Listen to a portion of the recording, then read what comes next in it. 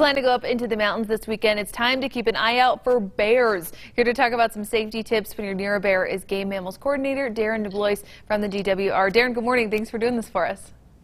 Sure thing. Good morning. Yeah, so I mean, it's getting warm. Utah's gorgeous this time of year. Lots of us are hiking and camping. Can we start with like hiking and camping? If you're in a new place, what to do if you encounter a bear?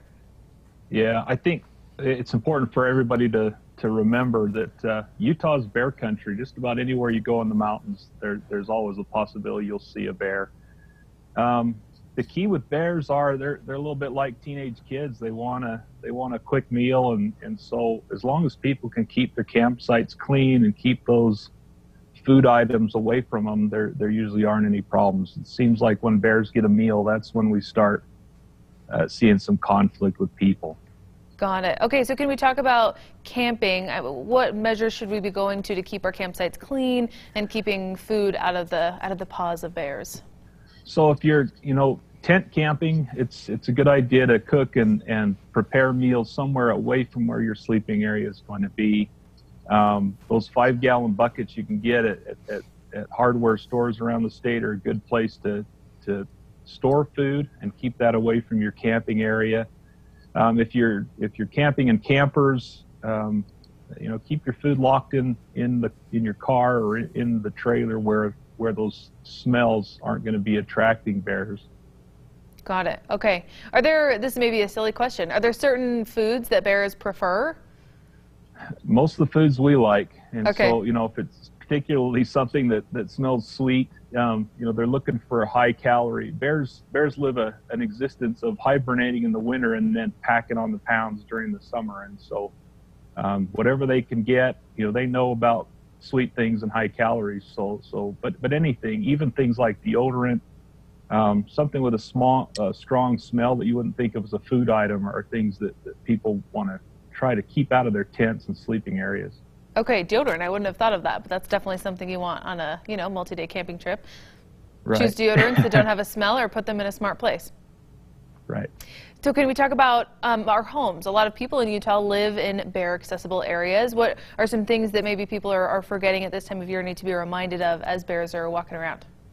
Things like, the obvious things like pet food, garbage, keep garbage secured until it needs to go out to be picked up. Things like barbecue grills, those are tough, but you should keep those clean if you're living anywhere near the mountains in the state.